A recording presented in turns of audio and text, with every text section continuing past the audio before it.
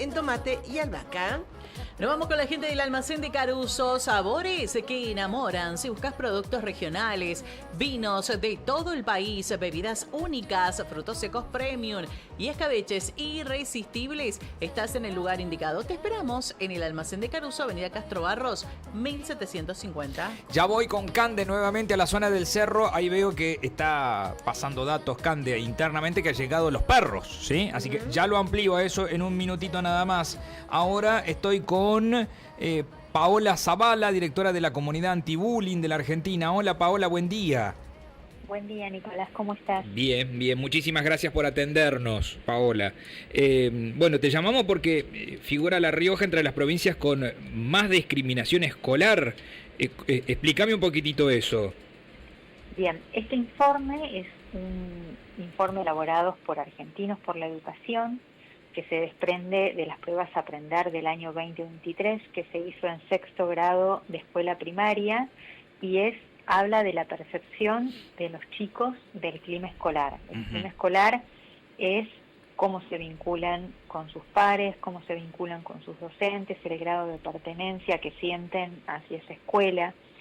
Y lo que dice este informe es que 6 de cada 10 alumnos sufrieron alguna agresión de sus compañeros en el colegio o en redes sociales. Y que, también otro dato relevante, un 36% de los chicos se sienten discriminados en el aula. También hace una diferenciación entre los motivos de discriminación más frecuente y encuentra como primera mención el aspecto físico, los gustos o los intereses personales, luego la orientación sexual o identidad de género, y hace también una diferenciación por provincias que reflejan mayor cantidad de casos de discriminación, entre las que se encuentran Chaco, Santiago del Estero y La Rioja como las primeras provincias. Nuestra hipótesis, que esto no se desprende del informe, es que de pronto aquellas escuelas, sobre todo públicas, porque también hace una diferenciación entre escuelas públicas y escuelas privadas, quizás tienen una población de chicos más heterogénea y a su vez pensamos que son escuelas que quizás no tienen equipos de orientación escolar o profesionales para contener este tipo de situaciones. ¿Las escuelas públicas, te referís que tienen una población más heterogénea? Exacto, sí. ¿Se da más en escuela pública que en escuela privada? Sí, sabes que el índice es el doble prácticamente en escuelas públicas por sobre las escuelas privadas. Ajá. ¿Y por qué razón, qué hipótesis tienen ustedes, por qué razón para este lado, para el norte con más fuerza? Y esto también depende de cada provincia, ¿no? Sí. Hay provincias que tienen políticas públicas a donde atienden este tipo de problemas, donde se ocupan de formar a los docentes, donde tienen educación sexual integral. Hay provincias que no, y nosotros pensamos que eso es lo que marca la diferencia. La falta de políticas públicas. La falta de políticas públicas, sí, hay provincias por ahí con mayor grado de pobreza estructural que destinan menos inversión a este tipo de cuestiones que hacen a la educación. No todas las escuelas públicas tienen equipos de orientación escolar con profesionales capacitados, y eso por supuesto incide muchísimo en el clima escolar, tener profesionales que estén capacitados para contener esa clase de situaciones. ¿Entre qué edades han hecho el trabajo? Alumnos de 6º grado de la escuela primaria. 6º grado de la escuela primaria. ¿Y los principales motivos de discriminación? Son, en primer lugar, el aspecto físico, luego los gustos o intereses personales, y después la orientación sexual o identidad de género. Esto también, a diferencia de años anteriores, en el año 2016 también se realizó esta misma prueba y dio que un 19% de los chicos decía sentirse discriminado en la escuela, sobre un 36% de los alumnos, que es lo que reflejan en el año 2023, se sienten discriminados hoy. Es decir, que esa cifra se ha intensificado el malestar, porque la cifra esta se ha duplicado.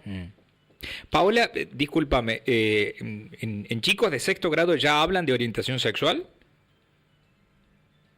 Sí, sí, ya se habla de orientación sexual, de identidad de género, más allá de que no ejerzan la genitalidad, sienten muchas veces orientación sexual hacia un género que no es que no coincide por ahí con el género físico.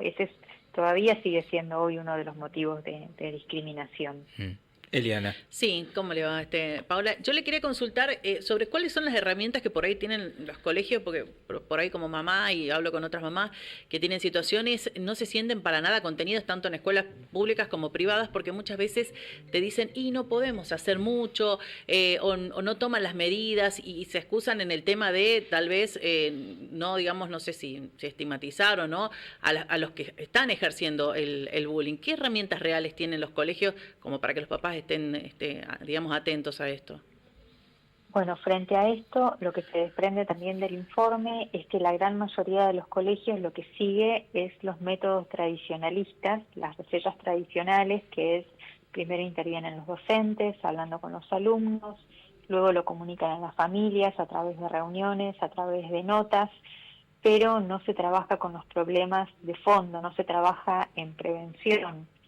Hoy estamos convencidos de que medir el clima escolar es muy importante porque incide de manera directa en el bienestar psicosocial de los chicos y por supuesto también eso es un beneficio positivo a la hora de aprender, influye positivamente en el proceso de enseñanza-aprendizaje y también lo que nos damos cuenta es que lo que muestra la evidencia que se hace en otros países del mundo es un enfoque integral, donde se trabaja no solamente con los alumnos, con los docentes, formándolos, sino también se hace partícipe a la comunidad educativa, a los padres, a los tutores, que eso transforma la cultura escolar y que redunda en una reducción de la cantidad de casos de violencia, que es lo que hoy no está sucediendo en nuestro país.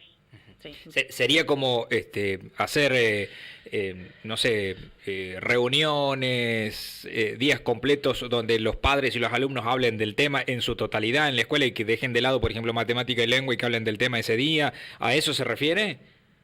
Claro, es que a la escuela no van los chicos solamente a aprender contenido académico, es un lugar a donde también van a aprender a vincularse, a donde aprenden habilidades sociales. Sabemos que hoy es importante incorporar a la educación emocional, formar a los docentes, que los colegios pudieran tener protocolos de actuación para los casos de bullying, que hoy eso no se da en nuestro país. Eso es lo que quería llegar, digamos. No hay porque siempre se habla de protocolos. ¿Cuál ¿no? es el protocolo? ¿Cuál es el protocolo? Porque me contaron hace poco un caso específico, una nena en un colegio, sexto grado justamente. Todos los días problemas, se habla, y esto que se habla, pero la nena no quiere ir al colegio. Entonces, ¿dónde está la solución para una criatura que está sufriendo? ¿La nena es la víctima? La nena es la víctima. Ajá. Y sin embargo, se habla mucho, perdón, no que lo diga así, pero no se llega a nada y la criatura sigue teniendo problemas, sigue sin poder ir al colegio y desde el colegio, digamos, no sé si no tienen las manos atadas o no quieren actuar, pero por eso quiero saber si hay un protocolo real, porque se habla de protocolo, pero creo que no sé si es real o no lo quieren, digamos, ejecutar.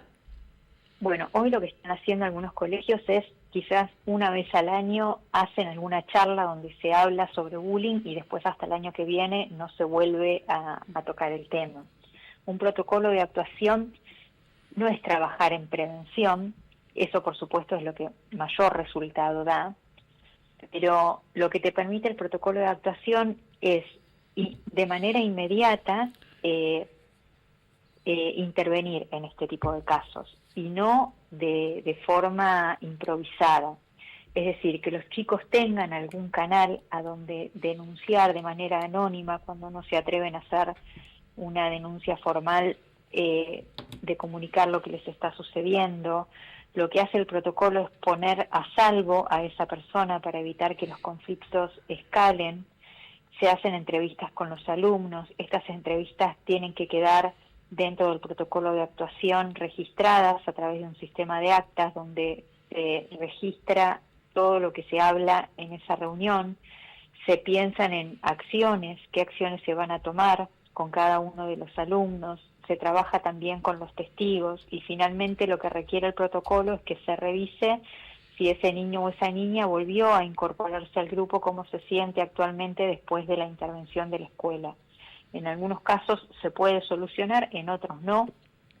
Hay casos que hay un autor que se llama Alejandro Castro Santander que los clasifica como casos de bullying blandos, que son casos que recién se gestan. Esos casos está comprobado que es más fácil solucionarlos. Y después están los casos de bullying duro que vienen desde hace años, donde ya es mucho más difícil intervenir en ese tipo de casos y llegar a una resolución positiva.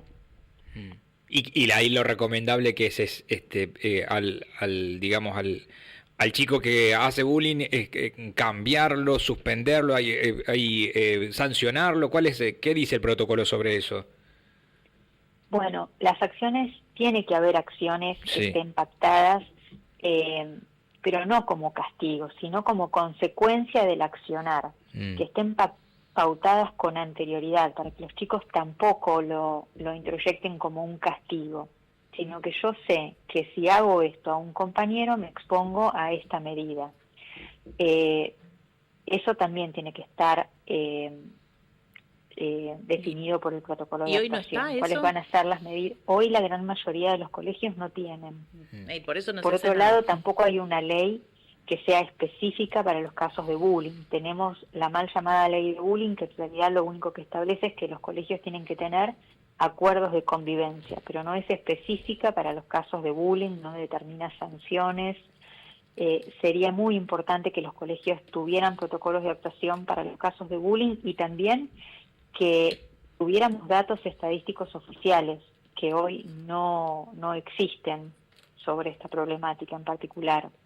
Y lo que no se mide, cuando no se mide, las decisiones obviamente que se toman no tienen que ver con la realidad, porque cuando vos no estás midiendo, no te estás ocupando y no estás teniendo real registro de lo que está sucediendo. Le agradecemos, Paola, muchísimas gracias. Al contrario, gracias a ustedes por este espacio y por ayudarnos a difundir estos datos. Por favor, muchísimas gracias. Paola Zavala, directora de la Comunidad Antibullying Argentina. El número es preocupante porque La Rioja está entre las 3 provincias donde hay más bullying en la República Argentina. No es un dato menor. Y es 2 veces más en las escuelas públicas que en las escuelas privadas. Allí ella marca que pueden ser 2 problemas. Una comunidad más heterogénea que la escuela privada y la falta de todos estos. En realidad ella habla de la prevención, que en general poco se hace. Yo ¿sí? los 2 casos que conozco son de escuelas privadas, por ejemplo, que acá me acaba de llegar otro caso también de otra institución privada, Sí. donde los padres piden, porque hay muchas veces que por ahí los papás tampoco actúan, pero en este caso los padres están actuando en estos 2 casos que conozco y sin embargo desde la escuela tampoco te dan respuesta. Ahora entiendo por qué. Esto es mucho bla, bla, bla, bla y no hacen nada, porque si es reuniones, pero no hay nada que los obligue a actuar y no van a actuar en el colegio. Bueno, me ahora parece- entiendo un poquito más entonces. Se encierra en esto que acaba de explicar ella. No hay una ley en la No, República. A eso voy, digo. ¿Sabes por qué no hay una ley? Porque tampoco se le tiene miedo a este tipo de temas, ¿me entendés? Porque también es un tema pero muy amplio, porque está bien definido que hay casos de bullying más livianos o blandos, como lo llama ahí el autor, o más duros, y entonces tenés que tener claro de qué estás actuando, en cuál estás actuando, y muchas veces no se sabe, evidentemente, a dónde ¿Pero para estás. qué hay tantos profesionales? Mm. Digo, ¿no? O sea, hay un montón de profesionales que trabajan para el Estado, que trabajan para educación. Ninguno se puede preocupar en hacer esto que es tan importante, porque si no, la próxima vez, te juro, que me digan, no, vamos a, como decimos, vamos a tomarnos la jornada de bullying. ¿Para qué? Si no hacen nada. O sea, si no van a hacer nada, directamente no hagan eso, porque los chicos le decís, y muchas veces habláis, como pasa con cualquier grande, es una jornada, una vez al año, y después se olvidan y hacen lo que quieren. Total, si no van a tener ninguna consecuencia, que creo que ahí nos decía ella recién, sí, que tiene que ser, es lo mismo que le das castigo, pero lo decís de una manera más bonita, decir, van a tener consecuencias Sí. sus actos. Ya lo tienen que saber chicos de 11, de 12, de 10 años, tienen que saber que los actos y el daño que vos le haces al otro tiene que tener consecuencias. Sí, y y coincido con ella en el punto de que la prevención es lo más importante, de saber, de lograr inculcarle tanto a papá, mamá como al niño lo grave y lo delicado que es decir ciertas palabras que para uno, para el que lo hace es divertido, pero para el otro le estás haciendo un daño terrible. Entonces es parte de hacerle saber, tanto a mamá, papá como al niño, todo eso. Y creo que a partir de allí, si ya lo sabes y lo seguís haciendo, bueno, ahí no queda otra que tomar una